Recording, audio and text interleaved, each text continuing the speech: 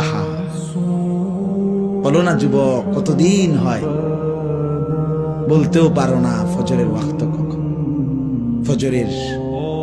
ফজরের সূর্য কেমন, ফজরের হাসি কেমন, ফজরের বরকত কেমন।